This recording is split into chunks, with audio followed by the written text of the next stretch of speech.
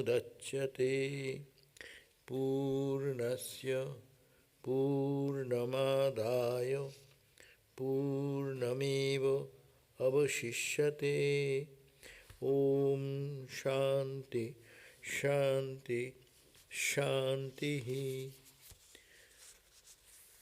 Om, all that are invisible are filled with Brahman. All that are visible are also fully permeated by Brahman. The whole universe has come out of the whole Brahman. Brahman is still full, although the whole universe has come out of it. Om, peace, peace, peace be unto us all. We were reading Śvetāśvatara Upanishad. We are in chapter 5 and we read the verses 5 and 6 the other day. And there we read in verse number, let me run on what we have read from the beginning of the chapter, just to connect our mind. It says that two things are there.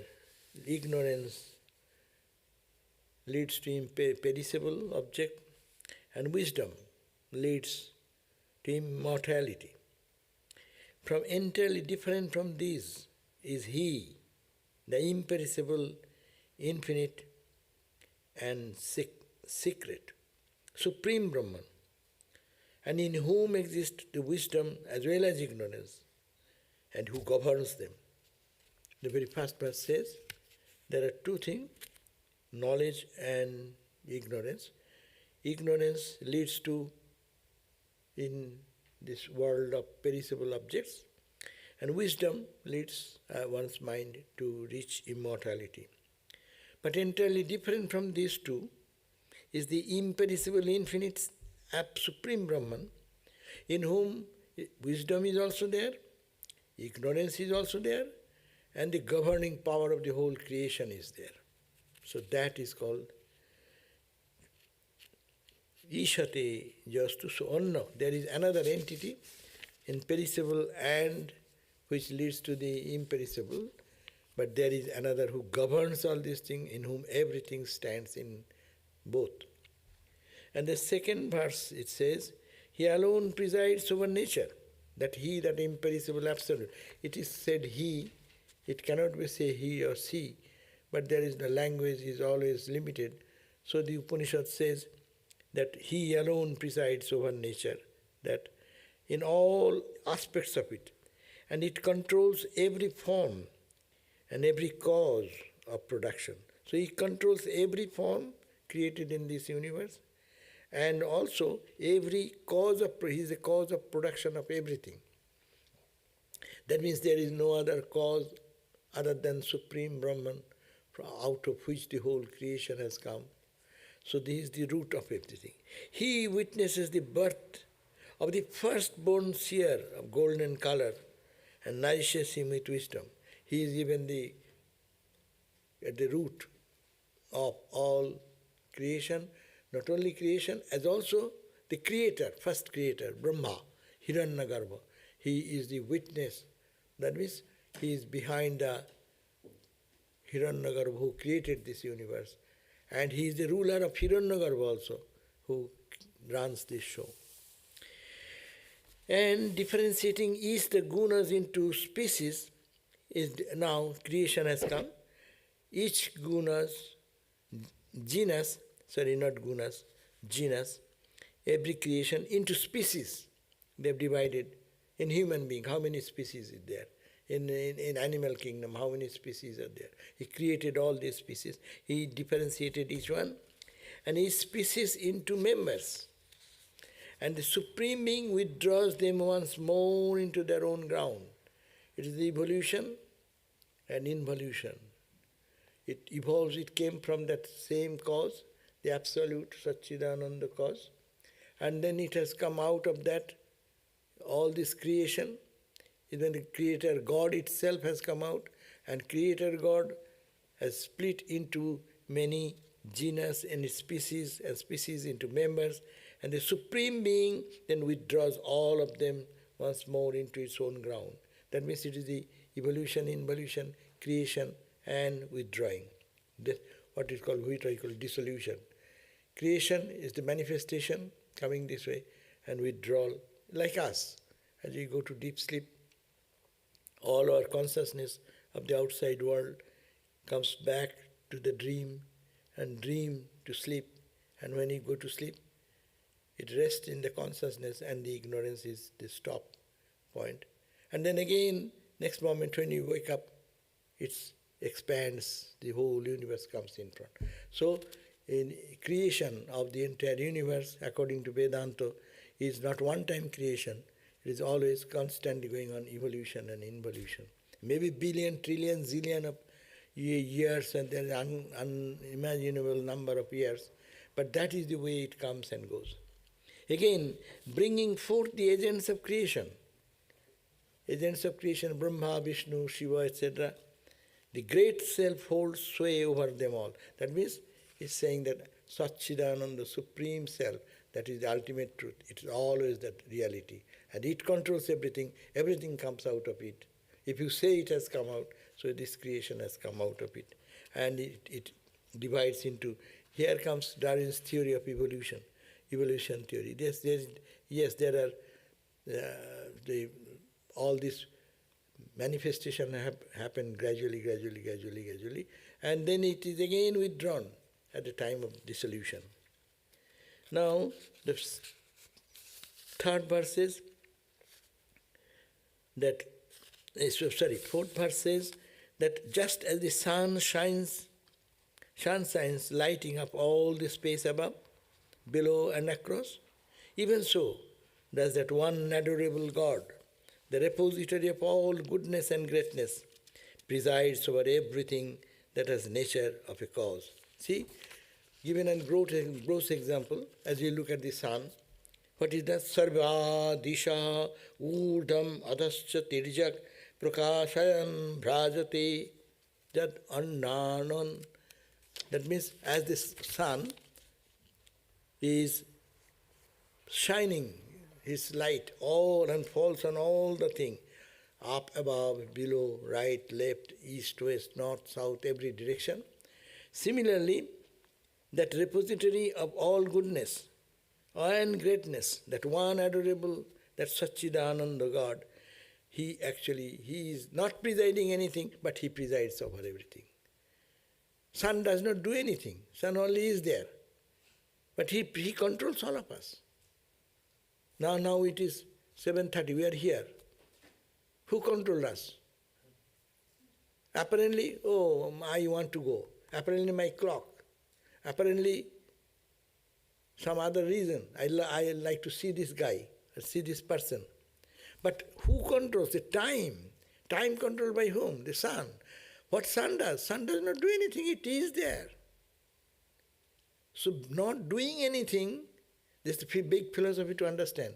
The sages give this example of the sun is a really, really grand example.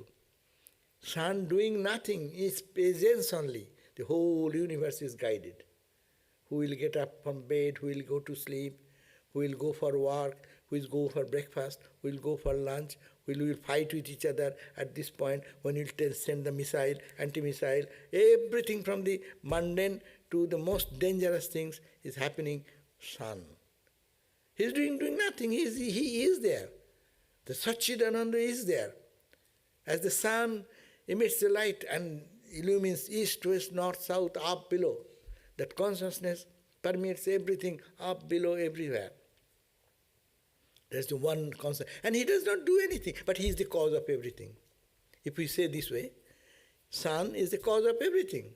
All our achievements, all our failures, all our weeping, all our crying, all our being, all the activities, everything is controlled by one who does not do anything. So this is the way consciousness is the root cause of everything, and he is above all this creation and non-creation. Even after creation, if we divide into our species and species to members to different categories of things in the universe, and he withdraws again within himself. So this is the idea that taking this, that so he is the repository of all goodness, greatness.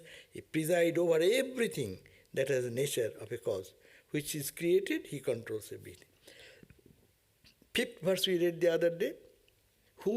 He who is the one source of the world brings out everything out of his own nature. Creation, always, anything we create, there are two causes. One is called the efficient cause, another is called the material cause. We need this wood, screw, glue, all this material thing, matter is necessary. And skillful person, carpenter, he did this to design this way.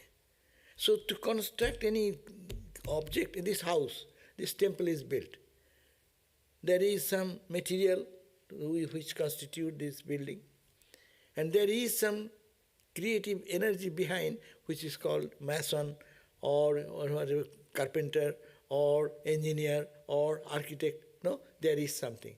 So creation means this two side is there. It needs one cause, material cause, another is efficient cause. But for this whole creation, it came from whom? If we look at our solar system, it explains very simply this Vedantic principle. Only sun. We are all sun. Is it not? You are sun, I am sun. Is it not this sun? What else is but sun? Where did all this come? It came from sun. And they split. And it is then become different pieces. And then start rotating around our solar sun. That everything is sun, no? But so diverse. So if you say, he is the cause of all creation, he is not unjustified. He is the root of everything, and everything gets absorbed into it. So, that fifth verse says, he who is the one source of the world brings out everything out of his own nature. Own nature capital. Own Satchidananda nature. It's everywhere is Satchidananda. I do understand or not. I see you as a human being, but it is not. It is only Satchidananda is here. So it is my vision is obstructed by ignorance, and to the lens of my mind I am watching you, seeing you. But the truth of the matter is that it is nothing but one reality.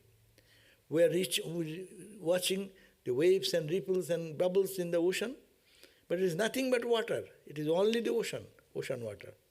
But I don't see the ocean. We all see the bubbles, ripples, actions, interactions, fight, love, hatred, all this going on from the coming out of the same absolute one nature. And leads creatures to perfection. And then again, creating this, what is purpose of this creation? Lord God created, from Satchidananda self, created this universe.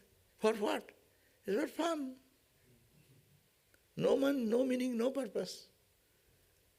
Given the example, it is like the child's play.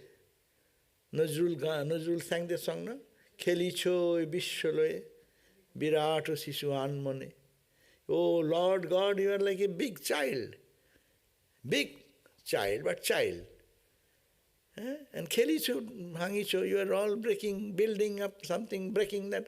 There's no meaning, no purpose. Why? Just for fun. So that is the way it is going on. They create, but what? Then we are suffering. Well, who are you? If everything is God, then who are you? Then he says, I am a jiva. Yes, I am suffering. Okay? For that jiva, holding the hand, going through all the experience of suffering, pleasure, pain and everything, going back to home. Aham Brahmasmi. Starting from that ocean, the wave was rising in the ocean, and then after this wave is formed, it is fighting with someone, loving someone, hitting, handing, and then gradually, boom, goes back to her, to the ocean. So this is the fun, and this is the purpose of life. He has given that it leads creatures to perfection. How he takes? According to their desires, and endows each being with a distinguishing characteristic. Each one of us are different. With these different characteristics, he actually creates a desire, and the desire is unfulfilled in the world, then trying somewhere, where is the fulfillment, where is the fulfillment, where is the fulfillment? Then ultimately, reaching the self, he finds his own home back. That is a journey going out of home and coming back to home. It happens, no?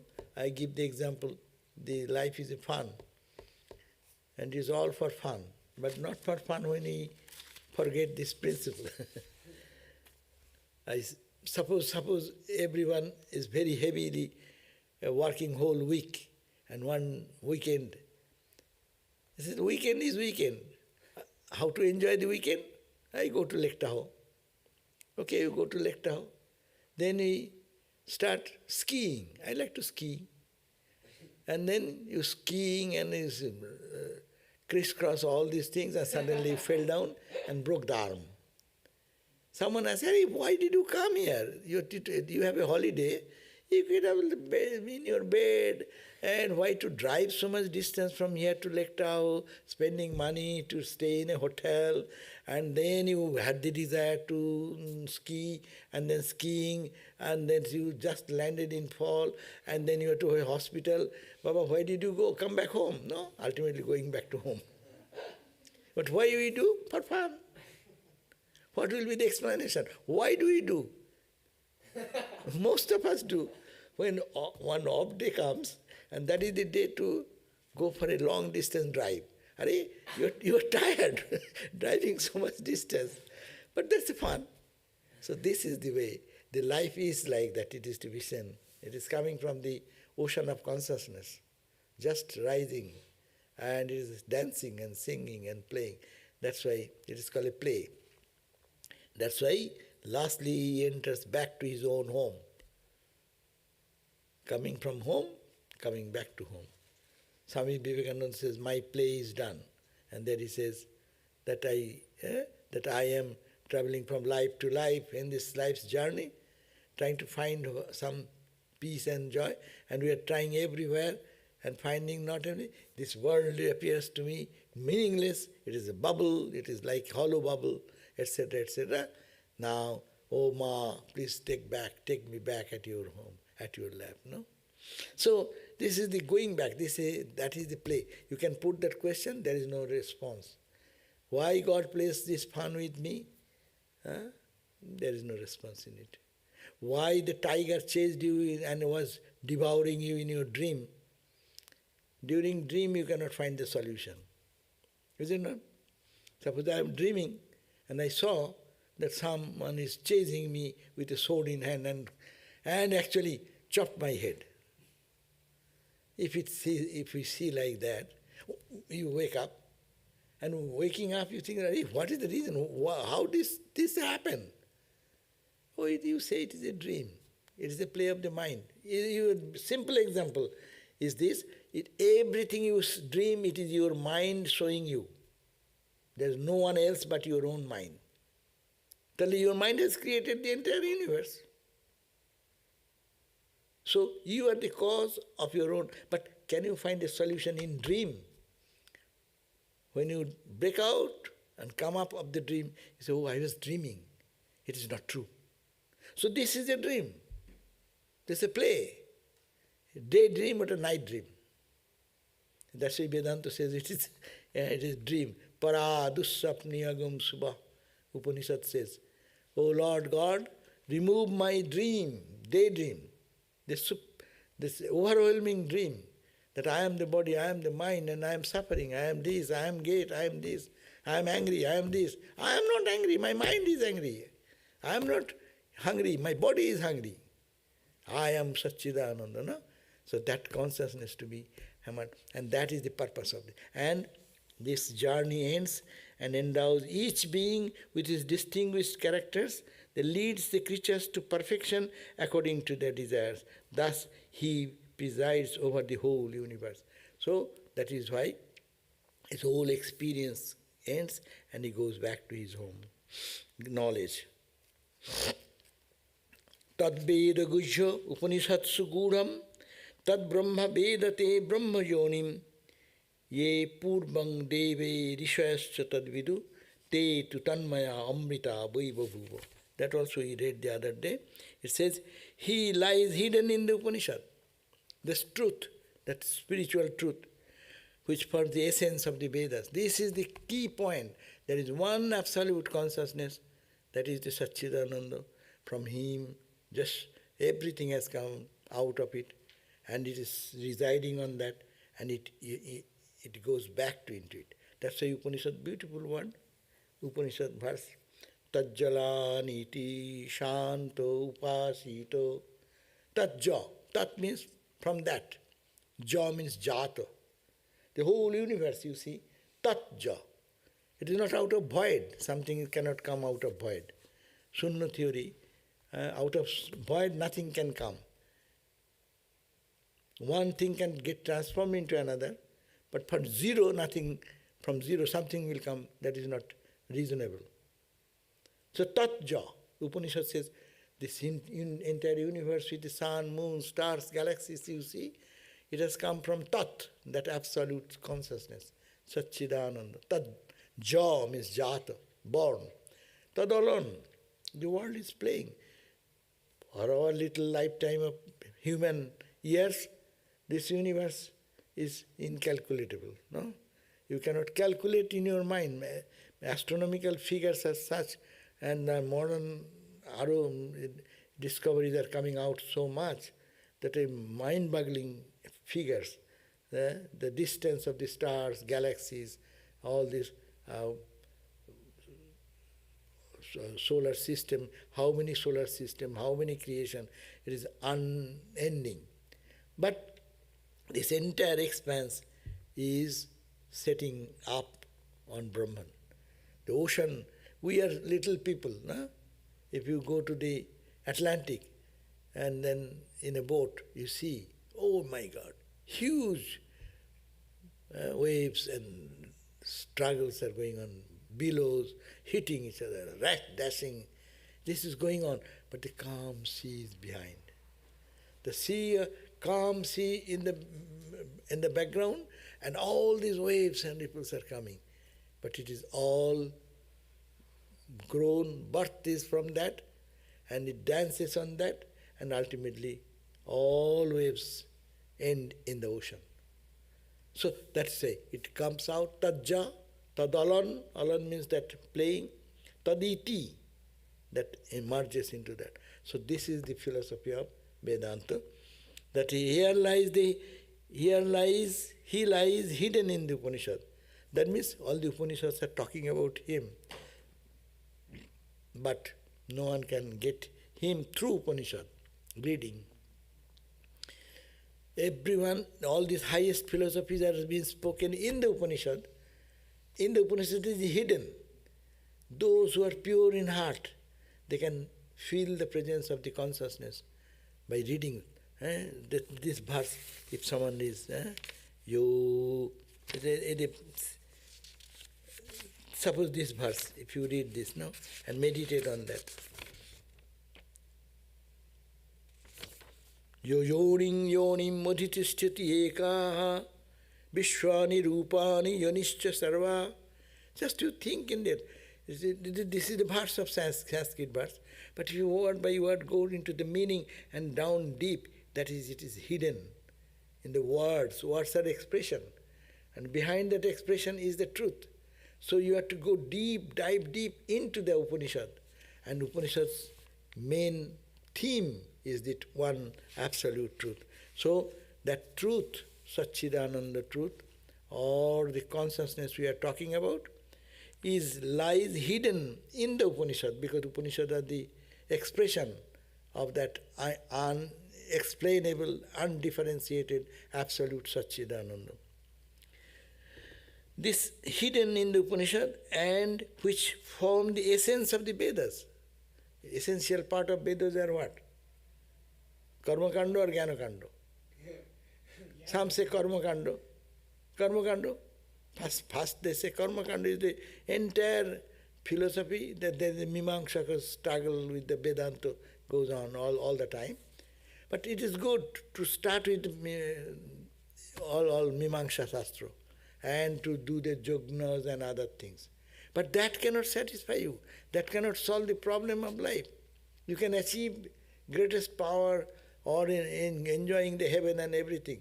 But these are all momentary. Karma, if you do some karma, you get some result. If the karma is limited, result is limited. So through karma, you cannot reach absolute, infinite. Mathematical, no?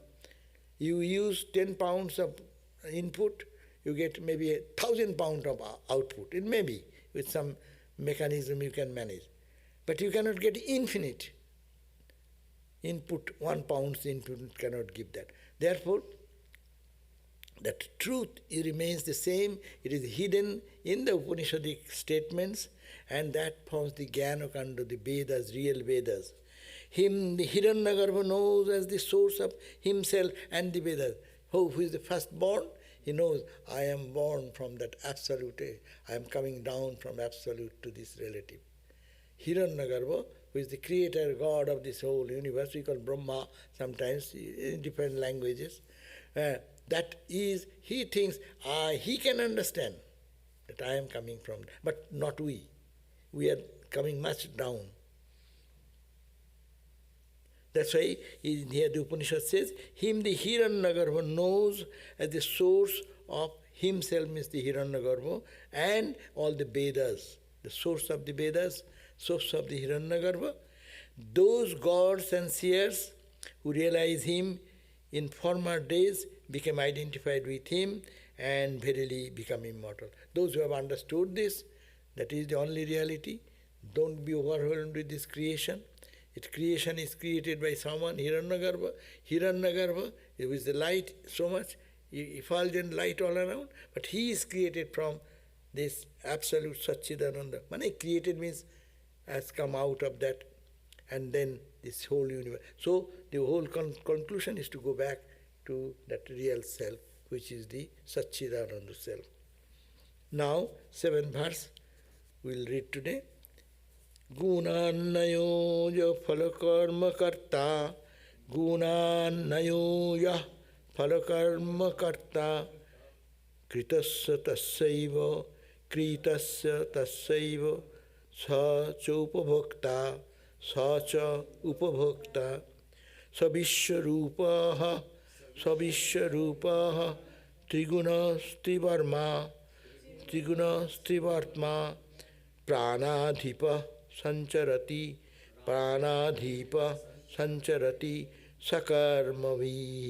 sakarmavihi. Gunānayo ja karma phalakarta. Gunānayo means attached with the qualities. Guna, quality. Annayo is annito, or attached. Ja, that who has become identified with the gunas. Saeva phalakarma karta.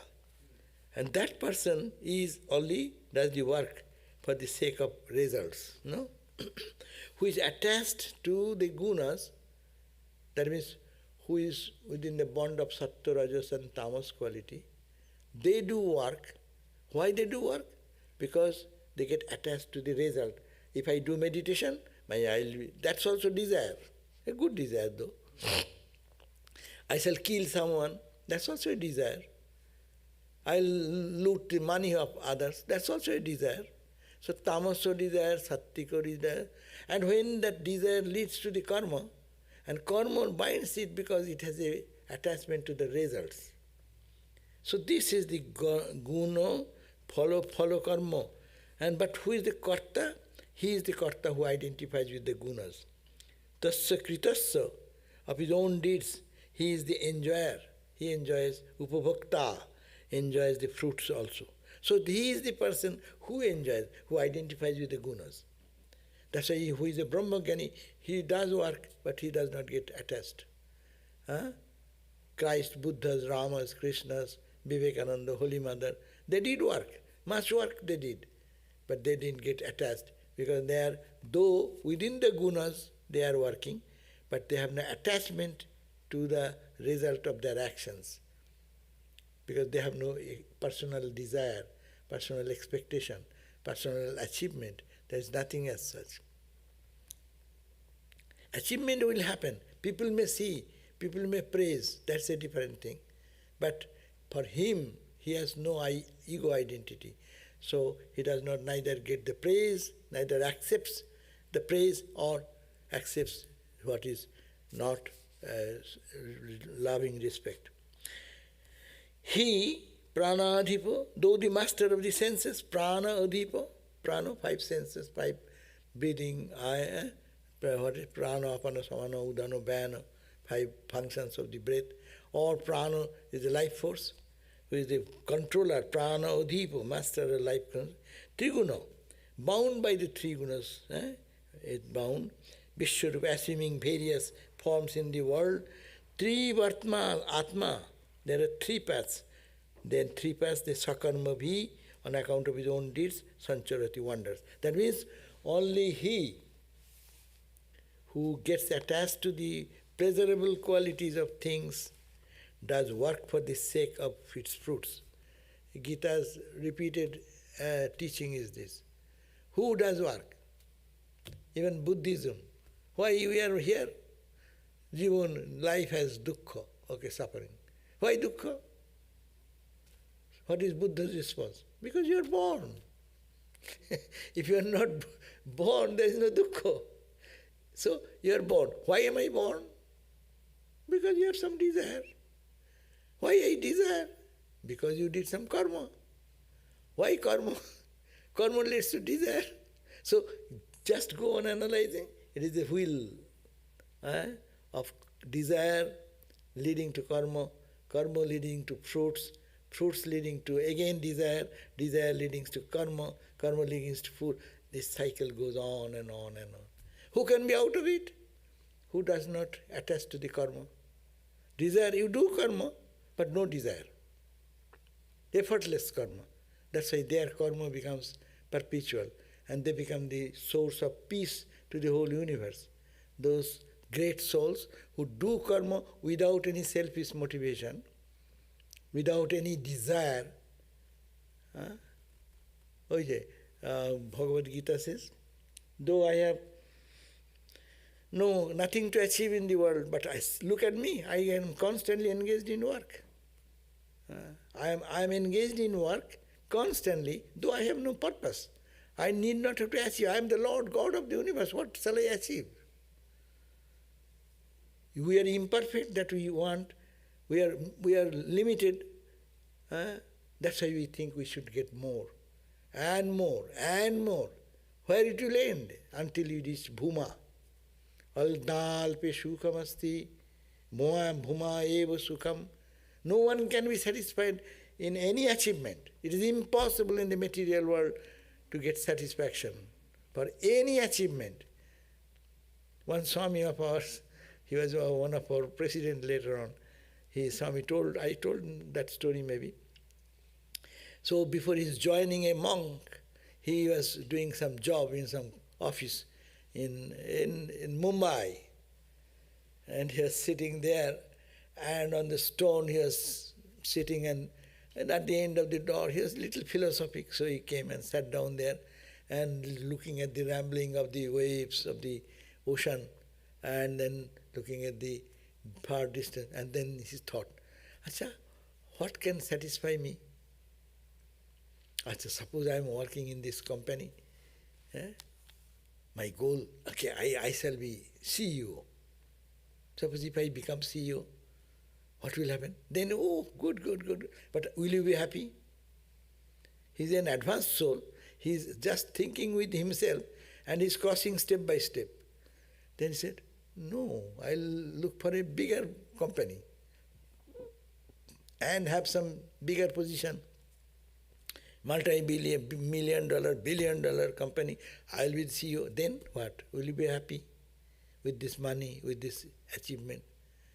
And he analyzed in all sources and said that I could not find any satisfaction. Even if I get it, suppose difficult to get the higher position, as you are thinking I will be CEO of a multi-billion company. No, it may not be possible in this life to achieve. Suppose I achieve that. what will be mine? I'll be perfectly fulfilled and satisfied? No, I want something more, something more, something more. And then you analyze, nothing you will be able to, you become the heaven. You go to Indra, you go to Varuna, all these heavenly gods and goddesses of Hinduism. Are they happy? As if they are happy, why they fight with each other? Gods also fight with each other, no? God becomes jealous also, no? This God versus that God. It is a higher place of enjoyment. But satisfaction is not there. Until one becomes one with the Absolute. Aham Brahmasmi. If the ego becomes identified with the infinite consciousness, but the drop merges into the ocean and becomes the ocean, there is no release. There is no perfection. So that is the question.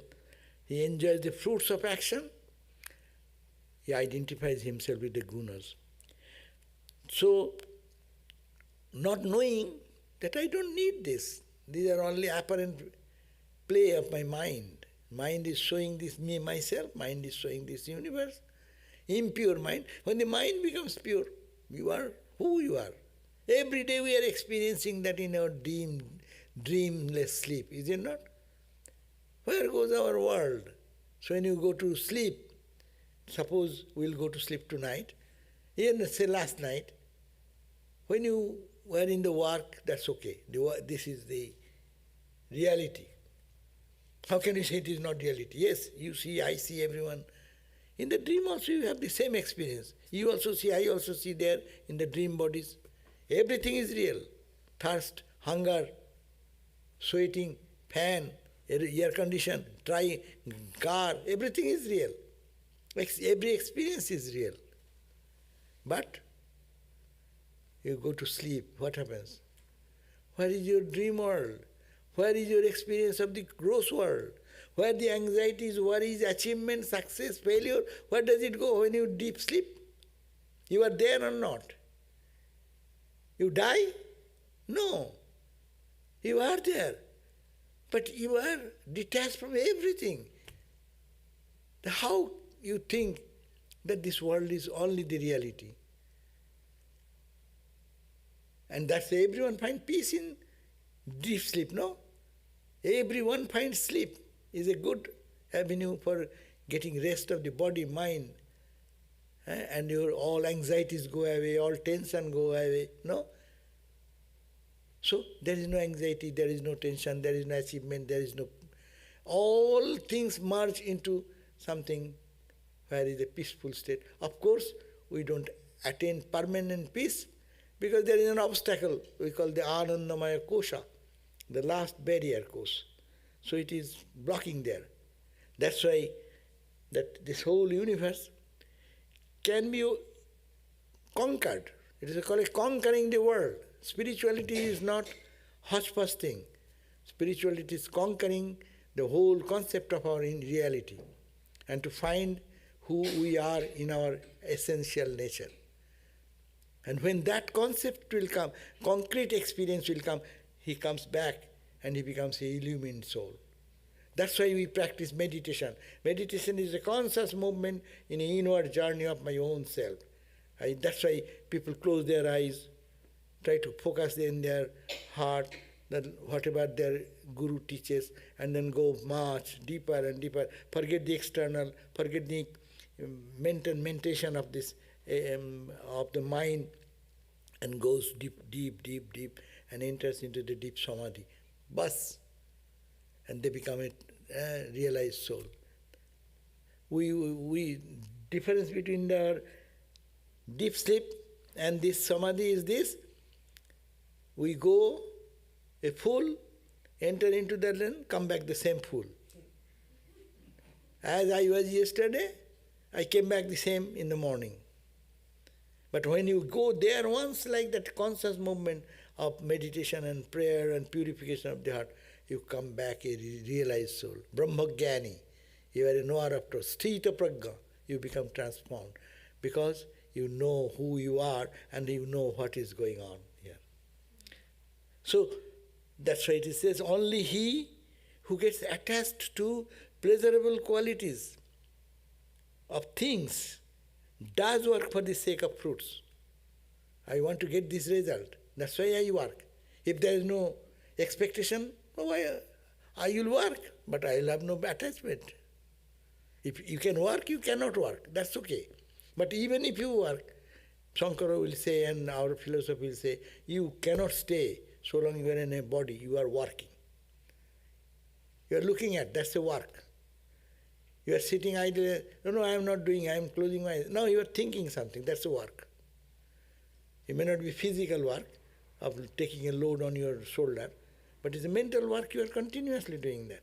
So it says that this thing of the, therefore, to pleasurable qualities of the things does work for the sake of the fruits and enjoys the fruits of his own deeds. So whatever he has done, good or bad, that impact will come. Good will bring good feeling, bad will bring bad, because I am attached to the result. If you are not attached to the result, the car drives, it does not take the credit. Oh, I have driven very well today. Or car does not say, hey, I did a mistake. No, it is your driver is mistaken. Car does not do anything. That's why the philosophy of that music comes, Ramakrishna used to sing. What? Ami jantro, tumi jantri. So I am the instrument, you are the machinist, you controller, you are the controller of the machine. So that concept comes. And when it comes, you are free. You do. Kritvapi sanavaddhate. Bhagavad Gita says, you do your work, but still you are not bound by anything. Krishna felt that in his whole life. Though really the master of the senses, he becomes bound by the three gunas. Though we are all master of our mind, master of our senses, master of the three gunas. Trigunahatita is our real nature. But still, we become bound by the three gunas. Three gunas, sattva, raja, tamas, has make a bomb, a tie, tying our hands and feet, and then we assume in different forms according to our desire. We take human body, we take male body, we take animal, women body, we take cat body, dog body, horse body, with millions of bodies. We say, how many? 840 millions of births and species we take and born and die. This is the way to experience, according to desire. If I have to desire to eat something good food, then you need a good eyes and tongue, it's a human body. If you want to enjoy food like even a bird body, you can take water like in the peak, picking, sucking like that. So you need a body. So what type of desire you carry, that type of body will be needed. And three gunas create that type of body. So all these experiences of so many bodies, those who are attached only the results. And assuming various forms, that wonders about the three paths as result of his own deeds. What are the three paths? Here, three paths are dharma, righteous, adharma, unrighteous, and jnana. People travel in three paths. Here, three paths mean we either travel in the path of righteousness, honesty, sincerity, or unrighteousness, stealing, cheating, killing, murdering, all this nonsense. You open the newspaper, you see, full of wonderful information to make your heart pump like, what you call, reckless. So three types of paths have been here, means dharmic path, and the path of adharma, that is unrighteousness, and the path of knowledge. I want to get out of it. I have followed this path, adharma. Adharma didn't give me satisfaction. Then I tried to follow the path of dharma. That's good. That has made me better person. But that's not enough. Spirituality is not to become a better person. Only better person is not spiritual. Ramakrishna went to Ishwar Chandra Vidyasagar and he asked that you are doing good work, but there is a Antare sona chapa ache. It says that gold is hidden in your heart. Only little thing is necessary to unfold that. Then you will find so much of joy. What world? Who is doing whose work? God will do God's work. So only there is a path of jnana. I am tired, I am good, but good is not enough. That's why you say, charity is good. In the Western world, the language is charity. Vedanta says, charity, who will do charity to whom? You are doing charity to yourself. You are washing your hand. Are you doing charity to your hand? You are washing your, say, you are feeding some food. Are you doing charity to the mouth? No, it is you. The whole world is you. Whatever you are doing, you are serving God. So I have done that. But that's even in duality. I am not satisfied. I want to that what is the source behind. And this way, going back to Hiranyagarbha, the cause of all creation, and his creation is the all Satchidananda Brahman. Though he is uncreate, Brahman cannot create anything, but when you see the world as real, to analyze it, you go for it. That's the path of knowledge. It may also mean the three well-known paths along the soul proceeds after the death of the gross body. They are called devā, the path of gods, pritrijano, the path of forefathers, and tirjak marga, or the path of lowest births. It can be meant in these two ways. One, the three paths, following the path of adharma, unrighteous, path of dharma, righteousness, path of knowledge. These are the three. Or another explanation may be done. After death, our life goes on into another start. This body goes, the soul comes out, and it enters into another soul. How it will go? The Upanishad suggests that there are margas, devā and pitrijana, two paths. Bhagavad Gita has mentioned that also. Sukle Krishne Goti Hiyete Jagate Shashate Mate. There are two paths. One goes in Shukla path, path of light. Another is Krishna path, path of darkness. So according to the lunar system, it says that the date of when one dies in Shukla Paksha, the bright night days, his journey starts in light and light and light and light, goes away. And who are bad, did something, they die in a particular time, whether it is just what the scriptures say, they die in a time, the timing will be such. They, in a dark period of the new moon time, on all the dark. You are driving the car in daytime and you are driving in a deep dark cloud, a dark night. What is the difference of journey? That means in the daylight, you see so many things clearly. You drive freely and enjoyable the journey. The same deep, pitch dark road, and you are driving, you do not know where you are going. So it's a pathetic journey. So that's why the devā, pitrijano. God's journey, path of the gods means the light. Dip dhatu. Dip dhatu is effulgence. Path of effulgent light or path of deep darkness. These are the two. And third is the tirjagati. Those great guys who are doing so much torture to others, killing, butchering and doing all this, whatever in name of, anyway, where they will go?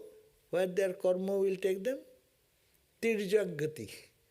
Tirjagati means the path of the lower creatures, insects, mosquitoes, scorpions, snakes. What a good life. They will go into that, and after finishing that karma, then they will come back again. And Vedanta is very good, not like Christianity, eternal hell or eternal heaven. That is not very reasonable thing to believe. You did something good karma, you will enjoy eternal heaven. Bah, you pay $5 and you go enjoy $1 trillion joy. Bah, how it does not make. Rather, scientific rule is equal and opposite reaction.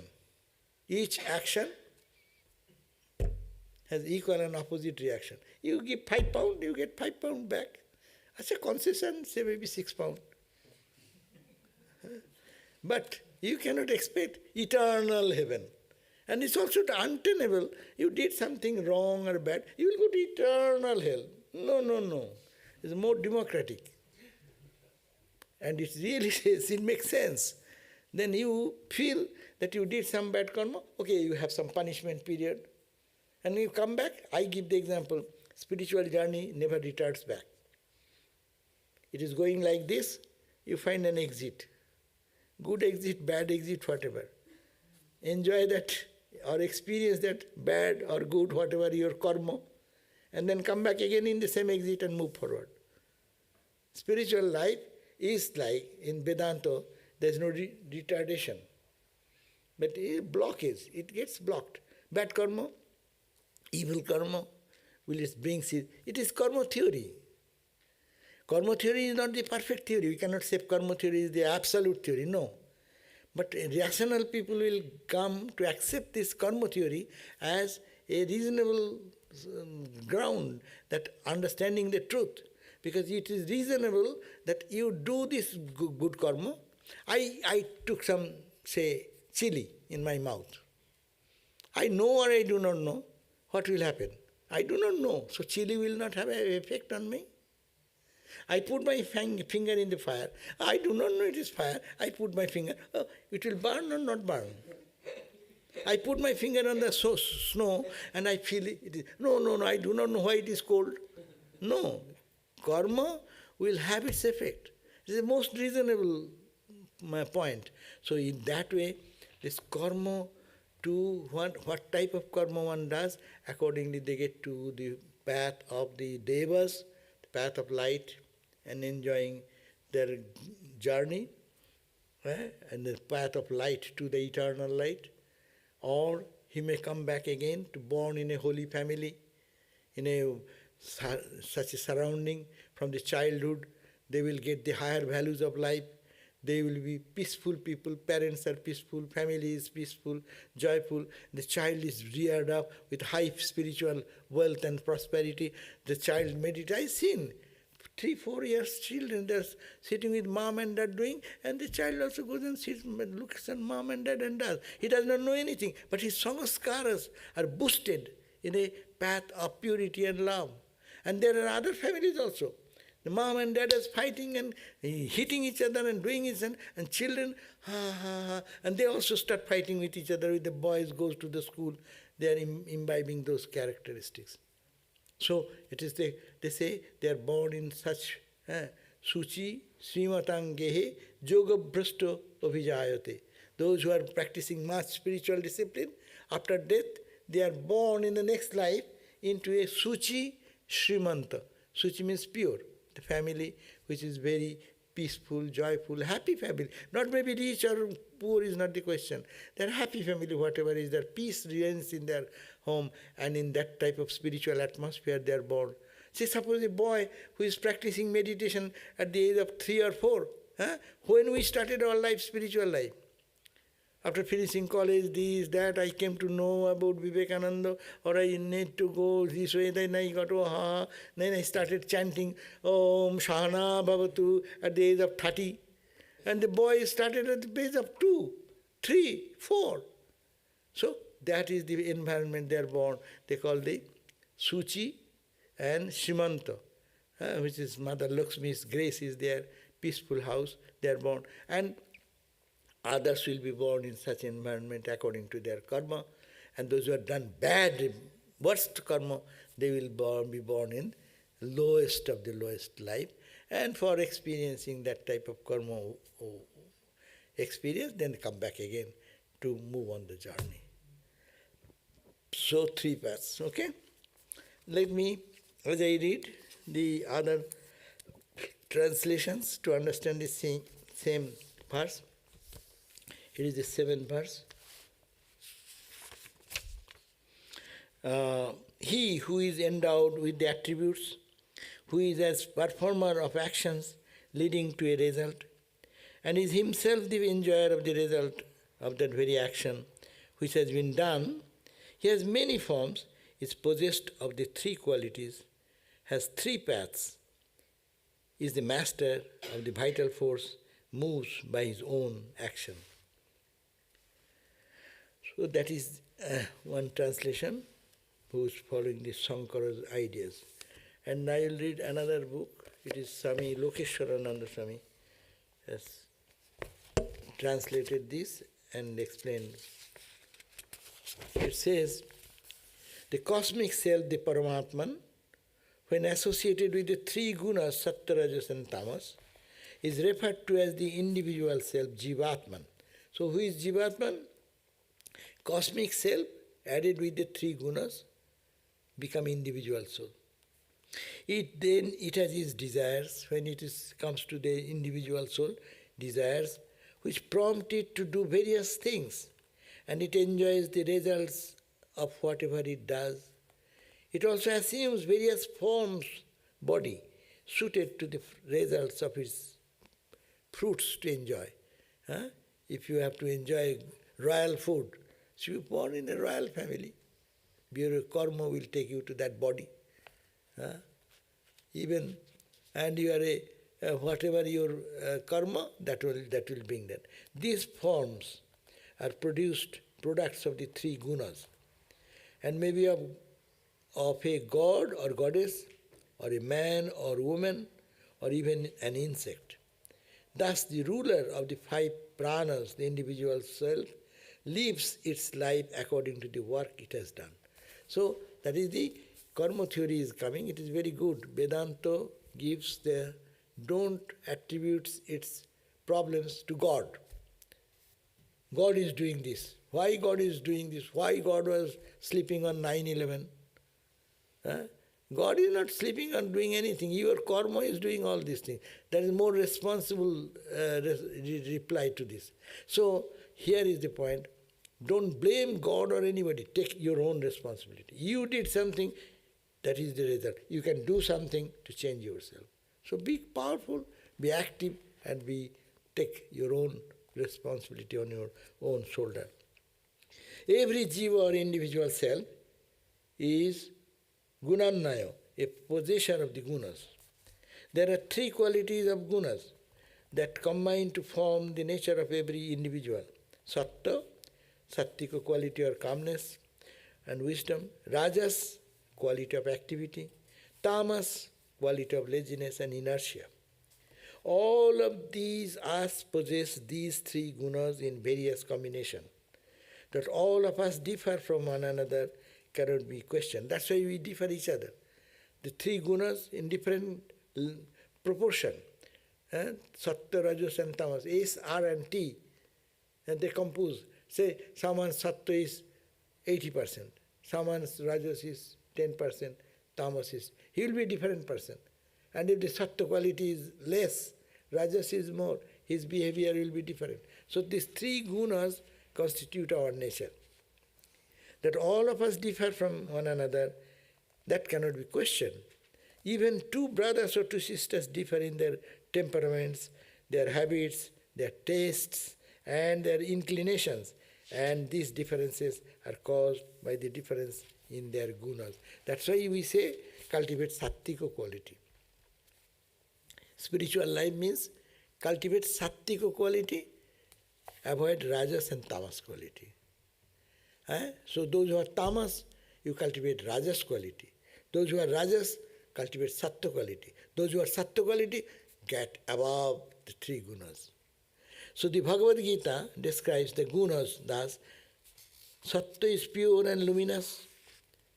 Though it is harmless, it is still a cause of bondage, because the sattvika person is pure, he attains happiness and knowledge, which in turn can keep him bound, because you get stuck there.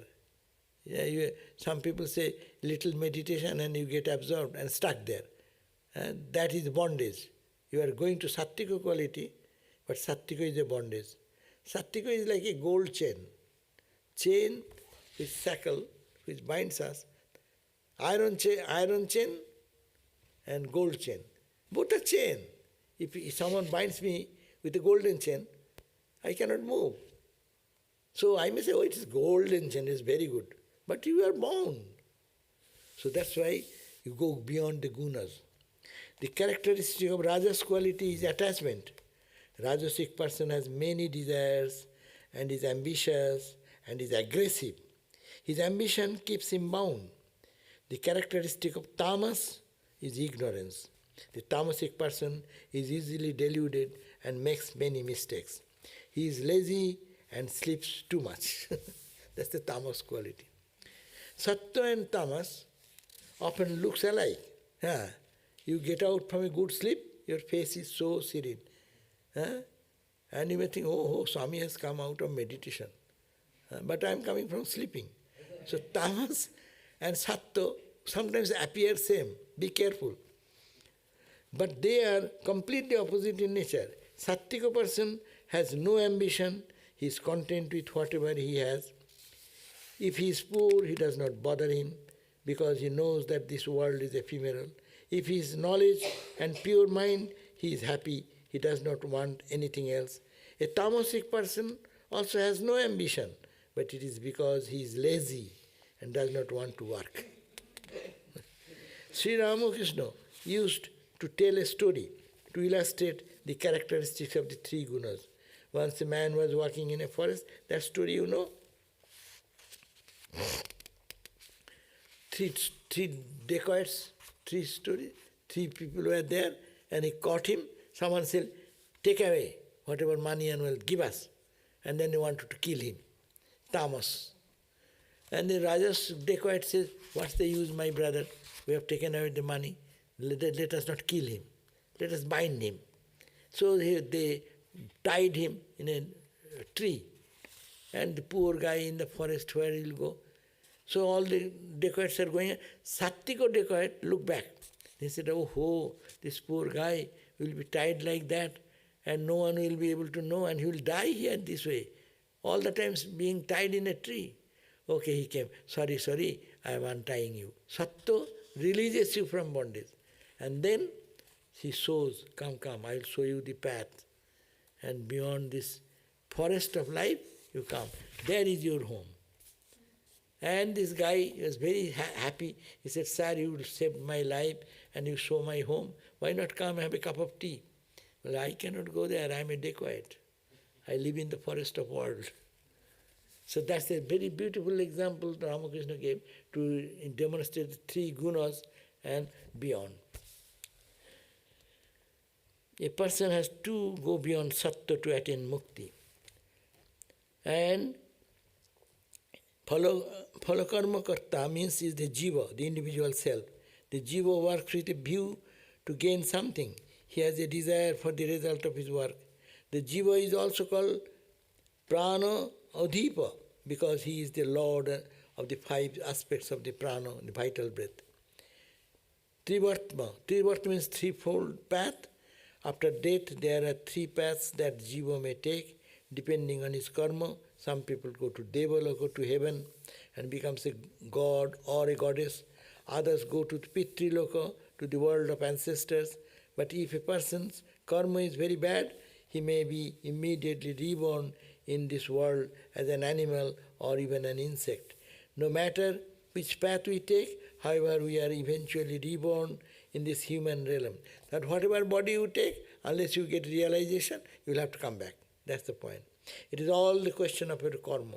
Sakarma bhi sancharati. A jiva is reborn according to his own karma. But a non-dualist would say, this self is not born. It is always the same.